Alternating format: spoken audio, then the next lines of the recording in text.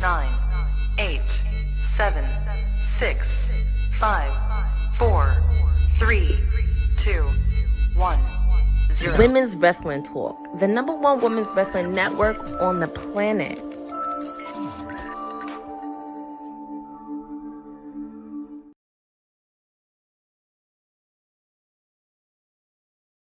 Hello, everybody.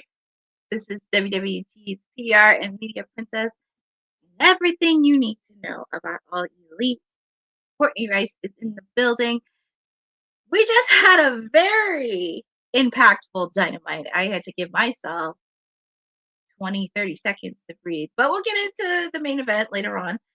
I'm just pulling up the results from Dynamite.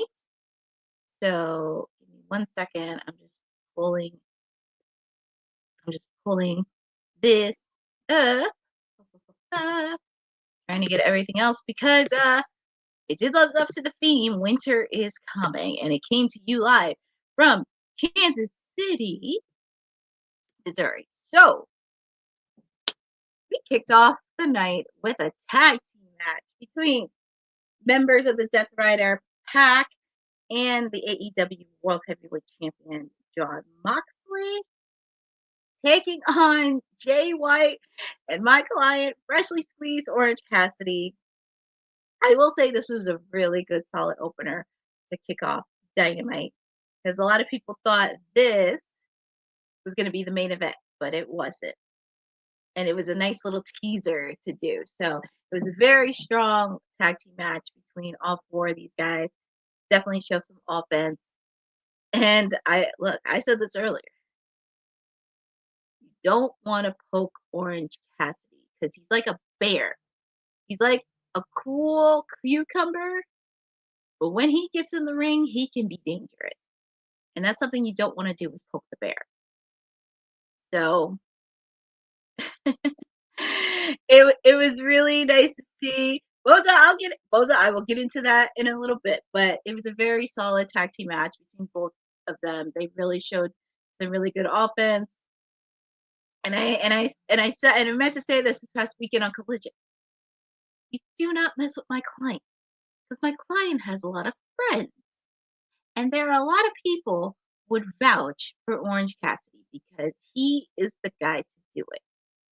And I said this last week. Marina Shafir, you put your hands on my client, there will be consequences. And you did, because he kicked her to the floor and she deserved every minute of it, because she was lucky. She didn't have to deal with Willow Nightingale, because Will's getting ready for her match for the Intercontinental Women's International Cup, facing off against my newest client, Jamie Hager, this Saturday on Collision. So this was a really good match to open up the show. Of course, we could have saw it, but Hangman Adam Page.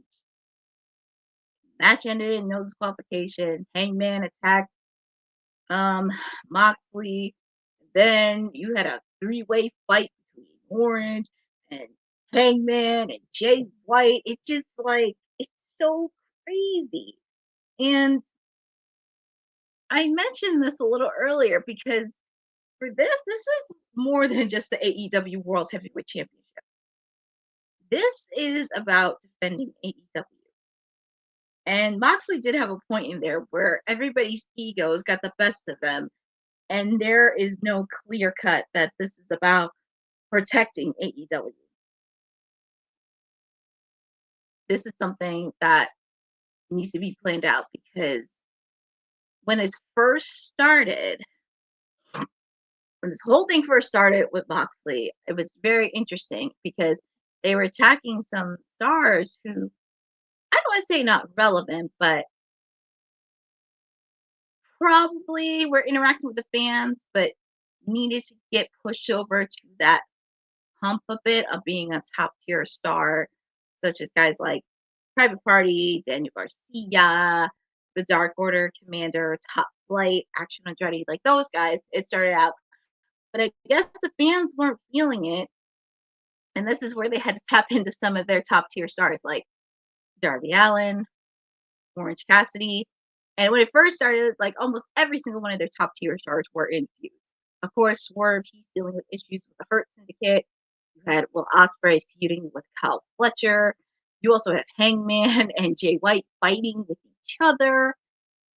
Also, FTR, they're having an alliance with the Outrunners, but they were feuding with LFI, and also they had to deal with some scraps. But this is kind of where everybody in AEW needs to be cohesive, because it's like this is more than like I mentioned, this is more than just a title.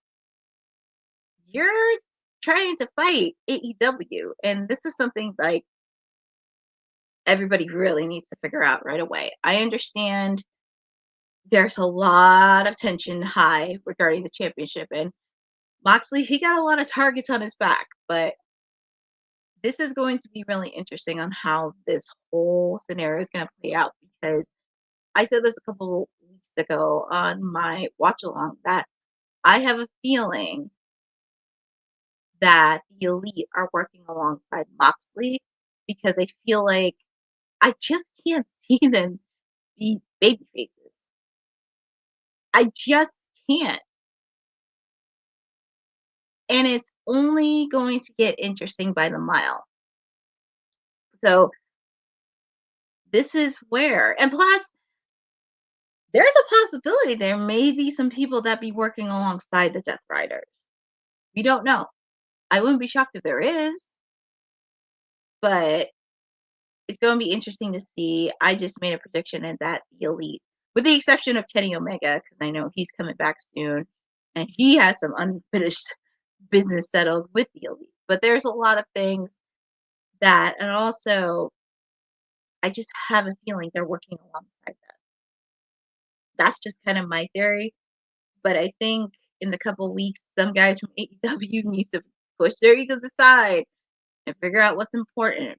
Because not only Moxley has the World Heavyweight Championship, the Death Riders also have the Trios Championship belt. So that's another factor to pull in, because they have most of some of the top tier gold in AEW, and this is something which we will get into because Bossman made it official. We have a match at Full Gear. It'll be Jon Moxley defending his World Heavyweight Championship in a fatal four-way match against Jay White, Hangman Adam Page, and my client, Precious Squeeze Orange Cassidy. And there's going to be so much craziness happening in there. And then on top of that, you have the Continental Classic happening. So that is something we'll get into later in the show, in the post show. But that is a match that is happening, and I am very intrigued with this match. And also, if you did not hear the news, I will also be doing a watch along for AEW's World's End. So, final pay-per-view of 2024 for AEW. So that's going to be very exciting too. There's just a lot of layers to this. So we got our first match for World's End. So we kicked off with that. We also got to hear from Christian Cage. Like I mentioned, he still has that contract where he does have a shot for the AEW World Heavyweight Championship, and he can put it up anytime, any place, anywhere, whatever. He was doing a promo saying he's the most deserving of it, and he's the face of TBS. And I actually made a note in there on looking out for Hook. And the reason I say that is because he was the one that attacked Hook's father, Taz. And that's why we have not seen him the last couple of weeks. And also, Nick Wayne challenged Hook to a match when AEW comes to Hammerstein Ballroom on Christmas Collision. So we got to see Hook. He had his hands on Christian Cage. He had his hands on Kip Saban and Nick Wayne. So he's going to have a match at Hammerstein. We just don't know who's it going to be. We don't know if it's against Christian or Nick Wayne.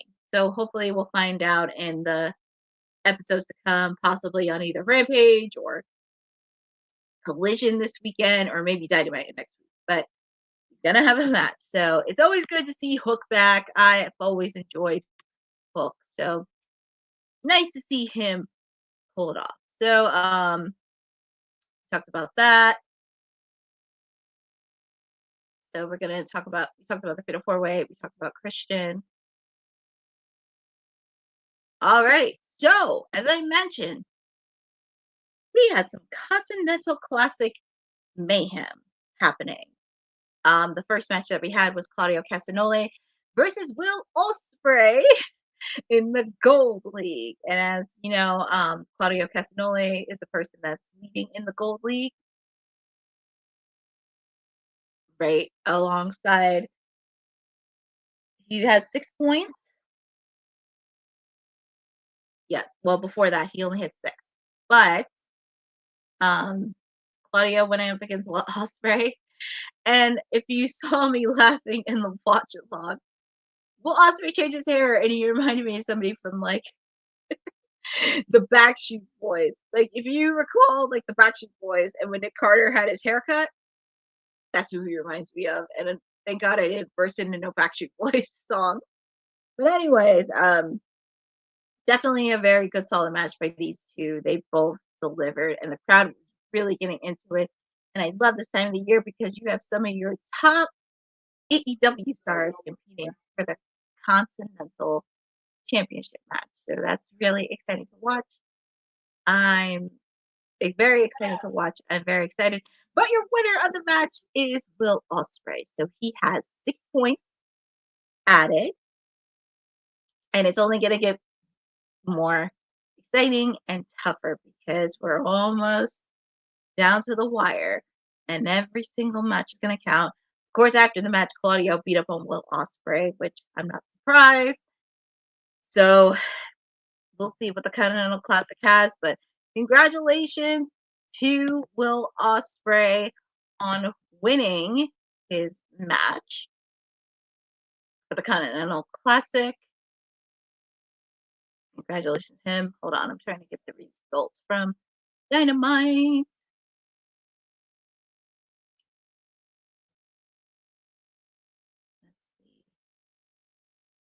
Let's see. Okay, so let's see. So of course, backstage, you know, Ricochet does an interview. He talks about facing Brody King for the first time ever. And also, I notice he holds all his cards and he has MVP's business card out, which is really interesting. But I'll talk about that a little bit later shortly. And of course, we see MJF because we have not seen him in person since Full Gear. So we'll talk about that later because he'll be watching Adam Cole versus Kyle O'Reilly. So that's all of that. But also, we got to see a little bit of Ring of Honor tonight between Matt Cardona and Chris Jericho. So let's see. So we got to see Matt Cardona, and he had a lot of words to say about. Let me get my. So if you did not, so I'm going to go back a little bit. So if you did not watch Rampage last week or Ring of Honor last week, Chris Jericho put out an open challenge to anybody for his Ring of Honor championship match at Hammerstein Ballroom. And surprise, surprise, we got to see Matt Cardona. And the crowd went nuts for him. So it's always good seeing Matt Cardona back on Raw. Oh God, Monday Night Raw. Back on Rampage. See, this is what happens when your brain goes. But Matt Cardona had a few words to say regarding before his match for the Ring of Honor Championship. He does say he belongs in AEW and he's been busting his butt for the past 5 years, reinventing himself. And he has his biggest match of his career now against Chris Jericho at Final Battle. But before that, he challenges Brian Keith, the Bad Apple, to a match this Friday on Rampage. So this is a challenge, and Chris Jericho. And later on, we got to see Chris Jericho. And ironically enough, he was wearing a New York Rangers hockey jersey because, as I mentioned, his father played hockey. And he did live in New York for a bit, so it makes a lot of fair sense. So he had a few interesting words to say to Matt Cardona, and especially heading into his big title match against him at Hammerstein Ballroom next weekend. But also,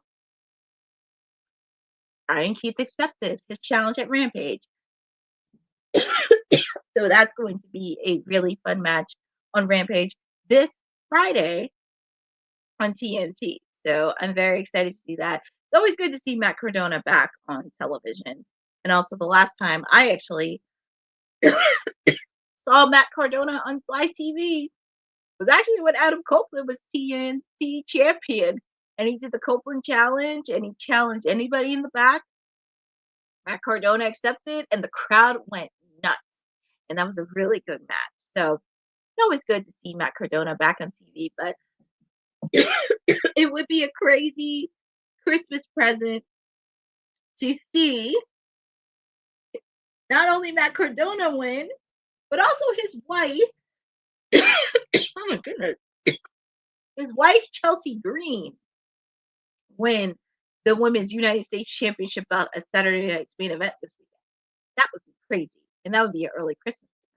So I'm very happy to see. So after we got Matt Cardona, we switched to Adam Cole versus Kyle O'Reilly. And I will say, this was a really good, solid match considering they know each other so well. And if you ever watched NXT back from like the 2.0 era and the Black and Gold era, these guys had so much matches and they know each other very, very well.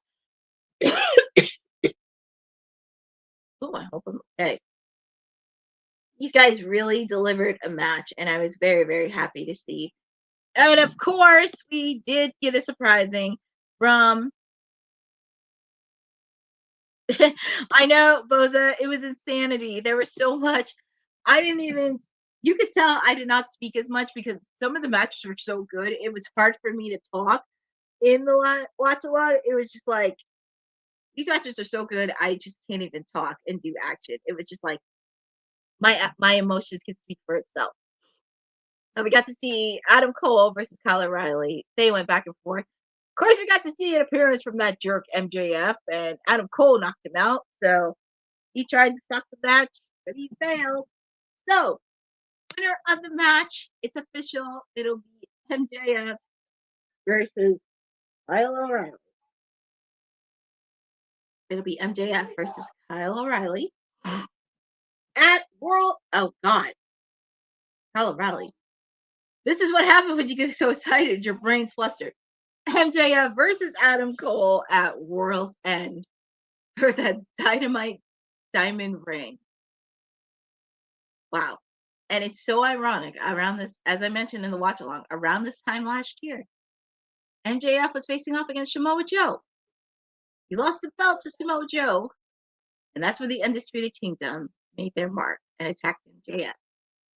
Now we go back a year later, and here we are. Them facing each other at World's End.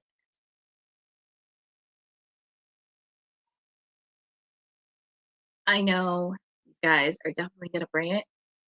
I just hope after World's End we end this storyline. I understand not only Bossman and everybody else. I know there was a lot of saving to do with this storyline considering Adam Cole got hurt, Wardlow had to suffer an injury, and there was no successful pivoting on where to go with this. So they tried to salvage as much of this as possible, but I just hope after World's End we can end this feud and just move into 2025. That's all I ask. Because these two can deliver, but I just smell some shenanigans in their match at World's End. That's not going to end very clean.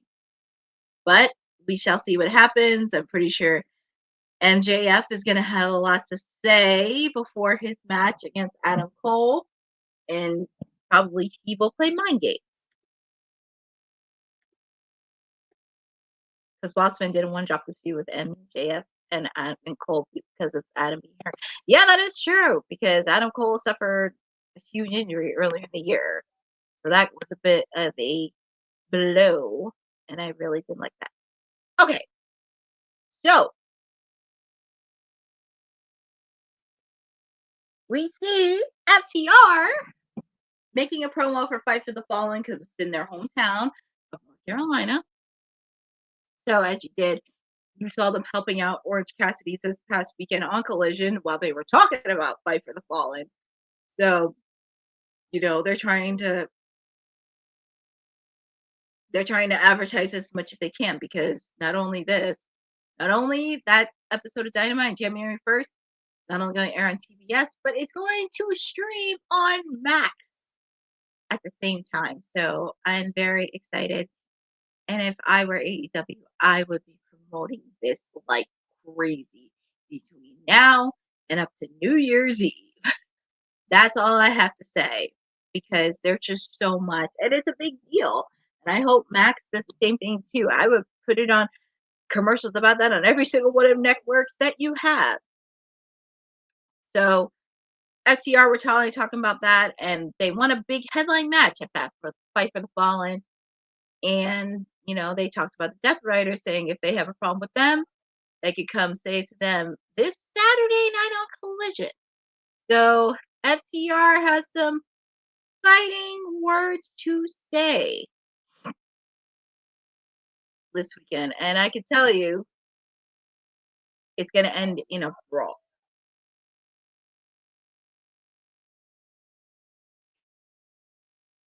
It's going to end in a brawl.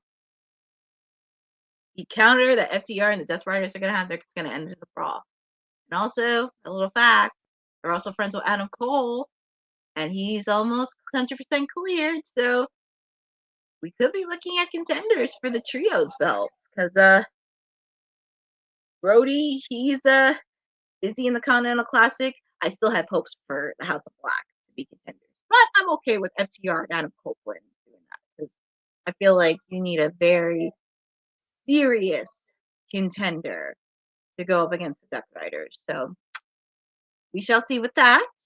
And it's always nice for FTR to do good in their work, especially in their hometown of North Carolina after suffering through the hurricanes earlier this past summer. Well, late summer. So I'm happy to see them do good work in their community. Hi, Hassan, Tahir Show. I'm doing good. Just if you're tuning right now, we're just getting through the post show of Dynamite. Winter is coming. It was a definitely stacked a little card. We just talked about a few matches that happened. Of course, we kicked off with a tag team match between Jay White and my client Orange Cassidy taking on Pac and John Moxley. Then, of course, we heard from we got to hear from Ricochet ahead of his match for the Continental Classic against Brody King, which we'll talk about next. But also we had that. We also had some Continental Classic mayhem where Will Ospreay beat Claudio Castagnoli. So he has 6 points added to the leaderboard. We also got to hear from Matt Cardona ahead of his match against Chris Jericho for the Ring of Honor Championship match next weekend in Hammerstein Ballroom. And also he put out a challenge to Brian Keith, where they'll be having a match on Rampage this Friday on TNT. So it's going to be fun there. Also, I'm trying to think if I missed anything. As I mentioned earlier, FTR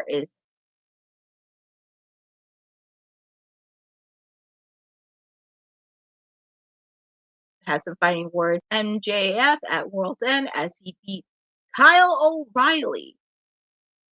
So that's going to be very interesting as well. So, as I mentioned, let's see. So, before I jump in to the second Continental Classic match, we got to hear from Darby Allin. We got to hear from, oh, wait a minute. I feel like I'm missing something.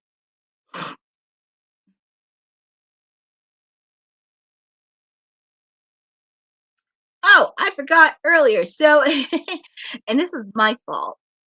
So earlier in the night during Claudio and Will Ospreay's match, as I mentioned, Claudio did attack Will Ospreay and was going to do damage, but Darby Allin came in and made the save. So Claudio Castagnoli, because Darby still has some unfinished business with the Death Riders, and I will talk about that in a little bit because he did talk to Tony Schiavone about that. But next week at the Holiday Bash, it will be Will Ospreay versus Darby Allin from Washington D.C. So as I mentioned,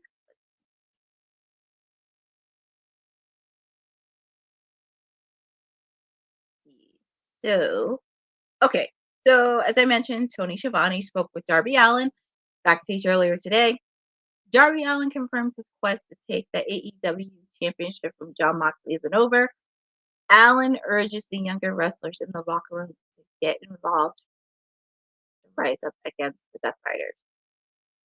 That's pretty much what not only me, but a lot of people have been saying is like, yes, you do have your top tier stars, because I mentioned when it first started, a lot of the top tier stars were in major feuds. Swerve, he was dealing with the Hurt Syndicate.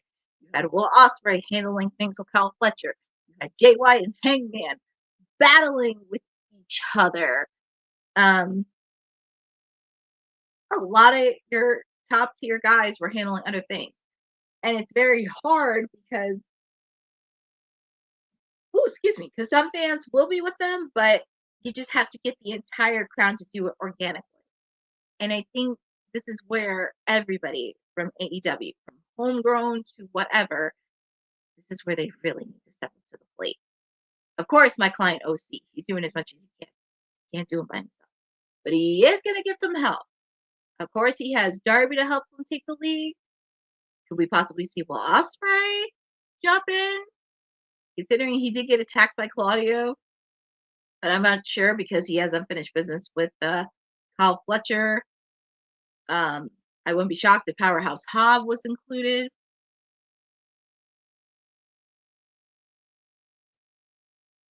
Yeah, Fatal 4-Way, win or lose, AEW needs to put Death Riders. Yeah, I mean, that's what it really is. They kind of need to do that. And also, it's good that FTR is coming into the fray because they've always been known to lead AEW. So it'll be very interesting how their encounter with the Death Riders is this weekend. So I'm happy they are starting to bring in some of their top tier stars organically. But I don't think it's going to be the last time we see some top tier stars. I think we're going to see some come into the fray organically. But it's only a matter of time when. Of course, we're seeing it with my client, OC. We have to see a lot of AEW stars step up. Not just top tier stars. Guys like Daniel Garcia, Private Party, the Dark Order. Some stars you have not seen in consecutive weeks, but it's time for some of those guys to not be scared and really stand up because this is your final pay-per-view of the year. And it's really kind of time to show like you're not messing around. Especially Marina Shafir, because I want to see some ladies from the locker room because outside of Willow, she can't do it all herself. So I would like to see a few ladies get involved as well. But this is the opportunity to do it at World's End. This is a time to really go to war and start 2025 off with a bang. But we shall see what happens and see. So we jump from Darby Allin, and I've been talking about Private Party all night. The tag team champions, which for me personally, I feel like they should be the ones. They should be the ones co-leading the fray against the Death Riders, considering they were one of the people that got first attacked by Jon Moxley. But that's a conversation I will have for another time. So we got to see Private Party backstage, and they're talking about being tag team champions and everything with Winter's coming. But they are interrupted by Action Andretti and Lio Rush, and they want a shot for the AEW tag team titles. But before Private Party can answer them, Layla Clare and Top Flight get involved, and Isaiah Cassidy suggests the two teams face off at each other on Collision, and the winners get a future title shot. So if you guys have not seen,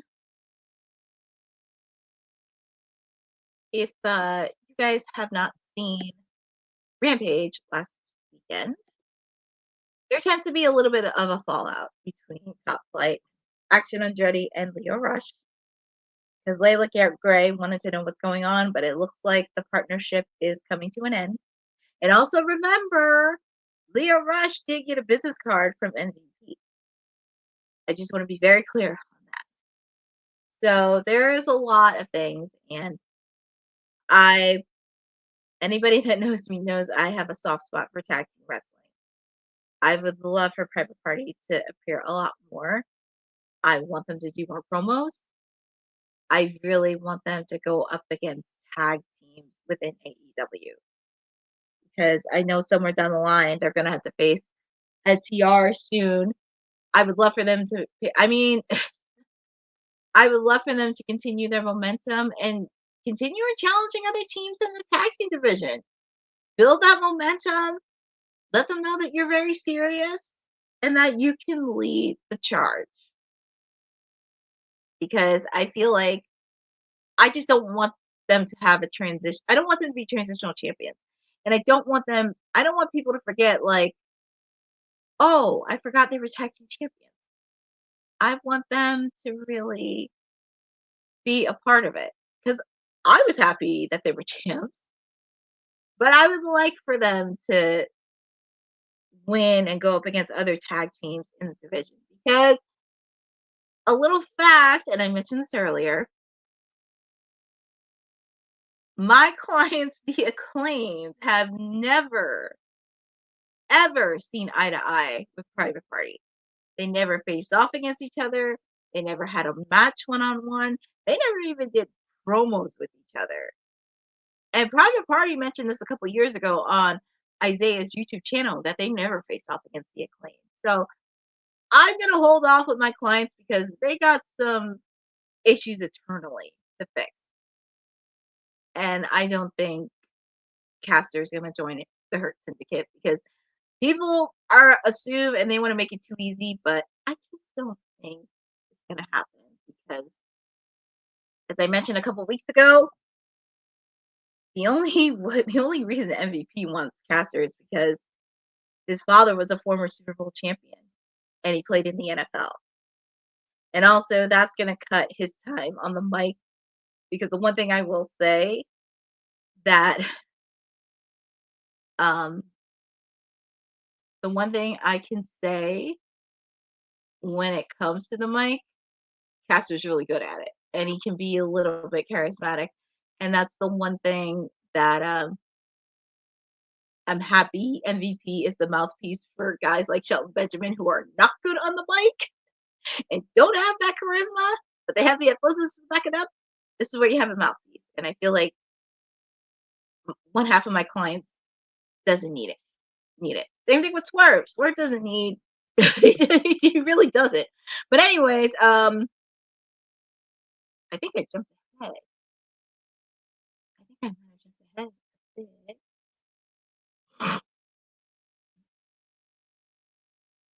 Okay, so I don't think I talked about the second. Nope, I didn't. So we had another Continental Classic match, Mayhem, between Ricochet and Brody King.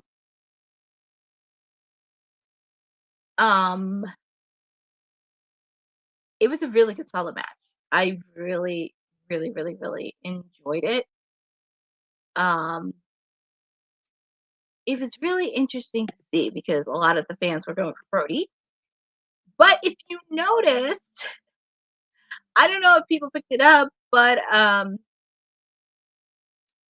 Ricochet utilized the exposed turnbuckle against Brody, which a lot of fans did not like. I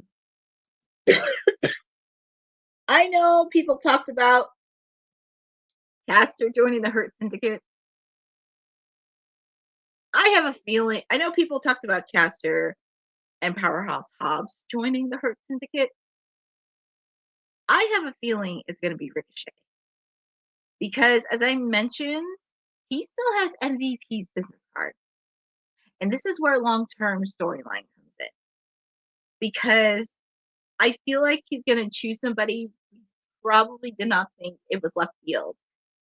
And the difference between Caster and Ricochet, Caster knows how to work a mic and promos.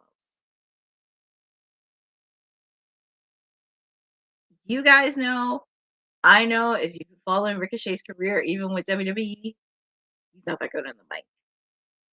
He's not that good when it comes to promos. And also that could really, really help, especially when you have MVP doing your mouthpiece for you. That could actually be something there. But that is something to watch in the couple weeks, because I just have this feeling that it may be Ricochet joining the Hurt Syndicate. Ricochet or Lio Rush. That's who I think that could be beneficial on that. So, but I'm also very shocked. MVP gave a card to Lio Rush, but he didn't give business cards to Top Flight or Action Andretti. Interesting enough. I was actually shocked. Well, I know with Private Party they're dealing with something with Stokely Hathaway, but like, I wouldn't be shocked if MVP gave him a business card too. So we shall see what happens in that chapter. But pay attention to that between Ricochet and the Hurt Syndicate, because I think there's a lot more that we need to say. So, talked about the Continental Classic, talked about Private Party. Now we get to switch over to the ladies. But before we get into the main event, we have to talk about next week's match. Ahead of their match next week for the TBS Championship, Anna Jay, Mercedes Moné was backstage with Renee Paquette. And a little fact that we know that today marks Mercedes' 200-day reign as TBS champion. So that is a good accomplishment. I got to give respect to you. Congratulations, Mercedes Moné. You've been TBS champion for 200 days. So that's a huge accomplishment. So Mercedes go on to say she has a lot of respect for Anna Jay, and that she went to Japan and trained like she did. And of course, being Mercedes as she is, Monet says Anna is 26, but by the time she was 26, she was a multi-time champion. Anna Jay says Mercedes is a living legend and she admires what she does in the ring. Anna Jay says she knows she's going into this match the underdog, but hopes Mercedes underestimates her next week, because all she needs is 3 seconds to shock the world and become TBS champion. So, I don't know about you guys, but I'm looking forward to this match next week. And as I mentioned, I'm very, very proud of Anna Jay getting some spotlight, and she's putting the work in. Ever since she came back from Stardom, her matches gotten better and better. And even, the feud was short. I actually enjoyed her rivalry with Mariah May. It really brought a lot of backstory with each other, and I could tell they had a lot of chemistry, and they just really developed. And also, when she came back from Stardom, she actually got an endorsement from Will Ospreay. Getting that from one of AEW's top tier stars, that is huge, and really boosted her confidence. So, you know what? I'm going to make a bold prediction. I think Anna Jay is going to beat Mercedes Moné for the TBS Championship. I know a lot of people say she's going to win in 2025, but I feel like it needs something. And also, next Wednesday is the final AEW Dynamite that's going to go live. Because the week after that, Christmas Day, it's going to be a taped episode. So next week, what better way to end their final live show of 2024 than have a new champion? You've seen it with Private Party during Fright Night. We can see it, but I definitely think these two ladies are definitely going to deliver. And also, we still don't know who attacked Camille. So that's another conversation to have. But I'm putting my bold prediction in there. Anna Jay TBS champion. Let's go. So I'm rooting for her. So we went from one championship match next week to another. I'm just so proud, Ted. I am so proud that this women's match is the main event.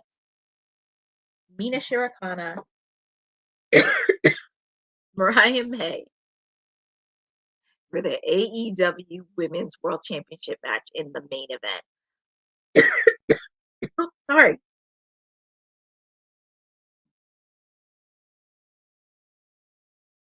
You say, I've heard people say, AEW has the best women's division. Boss man, you need to put these ladies in the main event a lot more on your flagship show. You need to. I mean, I'm so proud of both of them. They very delivered, and it was a great backstory to this as well. It's leading up to this match. So this is where long storytelling comes into play. And this is where they do successfully well if they get their ducks in a row. Seeing the physicality between Mina and Mariah, former best friends turn bitter enemies, seeing them get physical and just have that mentality. It was just so nice to see. Of course, we got to see Thunder Rosa at ringside, and she said, Mariah May is not my champion. And she said last week on Rampage that she was watching this match because she's going after a title that she did not lose. And I put a bold prediction in the watch along that she's gonna retain the title, regain the title at All In Texas in July in her home state, because that would really be a cool and awesome moment for her, especially considering, as I mentioned, having a title that she didn't intentionally lose. But you know what? I'm just getting into this. So, match was physical. Still your winner. Still your winner. And still winner and still women's champion is Mariah May. But you know what? I'm not even going to talk about Mariah May. I just want to talk about this. Not only I got to see my client, Orange Cassidy, I get to see my other client, the woman that got me into AEW. She's not timeless anymore. She's regular Toni Storm. It was such a treat seeing my client there. Because when reports said that timeless Toni Storm was retiring and all of that, when I first read that news, I was like, yeah. And this was my first reaction when I first heard the news. Bullshit. Bullshit! Pretty much that's my reaction. Because at first, I was just like, you know, she's coming back. She's not retired. She's coming back. She's taking a break. She's taking her time. And, you know, I just said to myself, I don't think my client's retiring. It just made me a proud person to see her back. And I'm just very excited to see. I wonder if Tony Morrow will be a personality attorney still, like how McFoley is Two-Face. Tony. Yeah, that is true. Well, of course, Boza. I mean, Grand Slam is in Australia. She's in Australia. It's gonna be so. But you know, she did timeless Toni Storm so well. But I'm very happy she returned back to her old gimmick, and I'm so excited to see her. Thunder Rosa had the shock everybody had. If you saw my shock, I'm like, what? I am very proud to see my client. She's gonna wreak havoc in that women's division. I am very curious on what she's gonna say. And I know she has some unfinished business with a lot of ladies on that roster. Thunder Rosa being one of them, Jamie Hager, Dr. Britt Baker, Hikaru Shida. Oh my goodness. I'm going to tell you something. I hope, and I hope we see a lot more women's matches main event Dynamite. Because as I said, I've heard people in Superstar say this. You say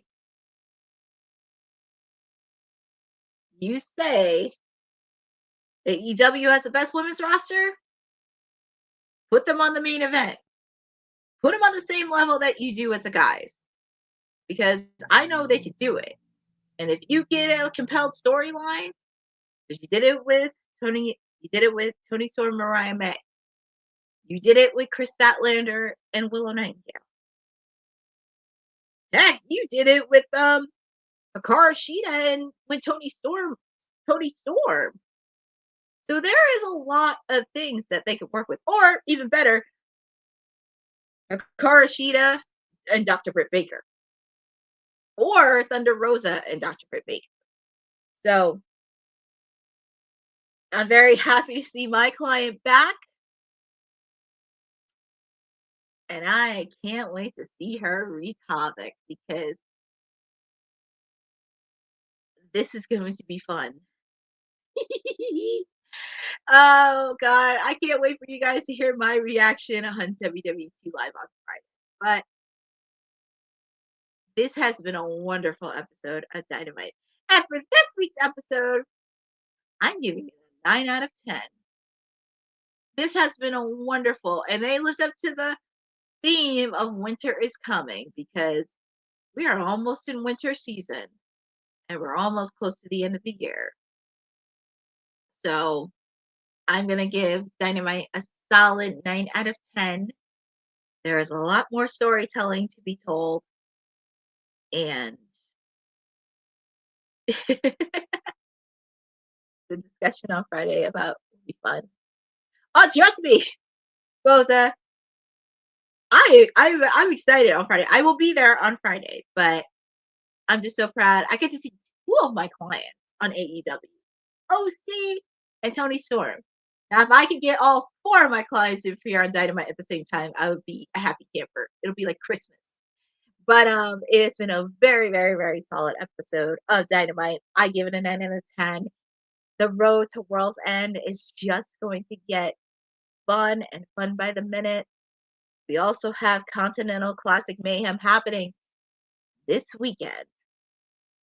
So get your butts in motion because there are some matches that are happening, most specifically in the Blue League. Because I believe one of the matches announced was Kyle Fletcher versus Mark Briscoe on Collision this weekend. We also have Jamie Hager taking on my newest client, Jamie Hager, taking on Willow Nightingale as a qualifying match for the International Women's Cup.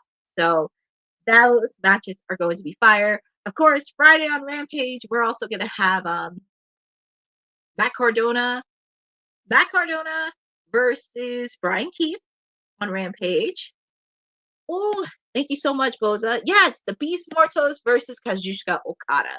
So that's going to be a really good match.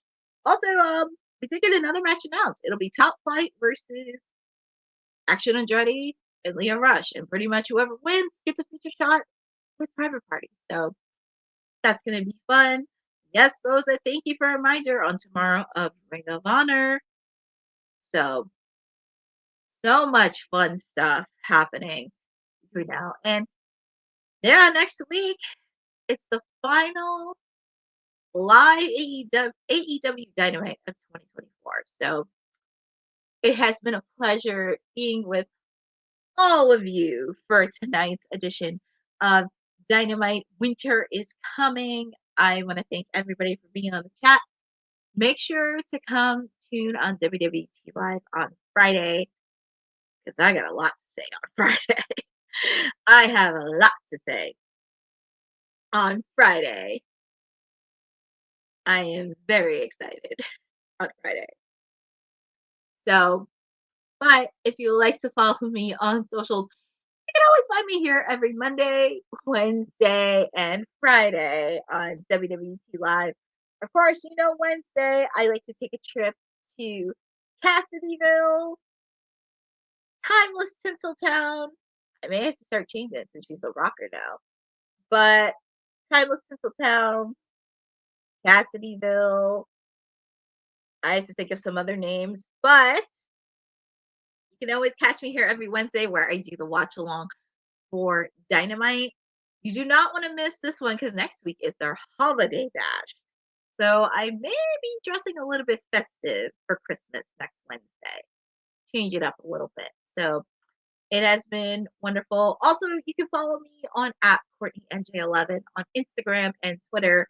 If you don't know, I work closely with Bell to Bell. We are getting ready for their first match. Excuse me. Their first show of 2025. Bell, hold on, wait a minute.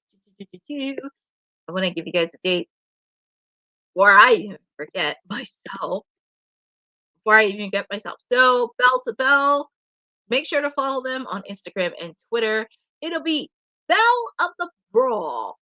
So it will be a match. And also, they had a very exciting one because they will be crowning their first ever champion, which is going to be very awesome. It's going to be Saturday, January 18th, 2025. If you are in the Gloucester County, New Jersey area, feel free to come out and say hello because there's a possibility yours truly may be doing commentary. And also feel free to check out my socials because I have so many projects that I have in the works in the coming weeks and also leading into 2025. So it's really fun.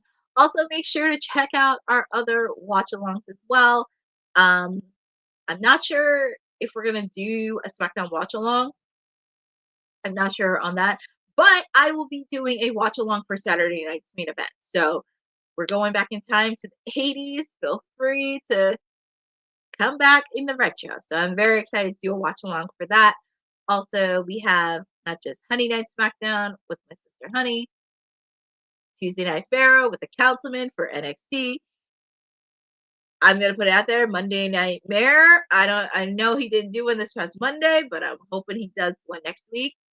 And also feel free to do that. Definitely give a shout out to our sponsor, All Caribbean Wrestling, for really being supportive on WWT Live. So I will see you guys on Friday on WWT Live. And thank you for joining on another edition of Stone Cold Elite Wednesday. And this is Women's Wrestling Talk, the #1 women's wrestling network on the planet. Have a good evening. Stay safe and stay warm. Thanks for joining WWT. Don't forget to like us on all social media platforms at wwtalkpod. Like and subscribe on all video and audio platforms like yesterday, my G. And check out our website at wwtalkpod.com. Thanks for watching Women's Wrestling Talk, the #1 women's wrestling network on the planet.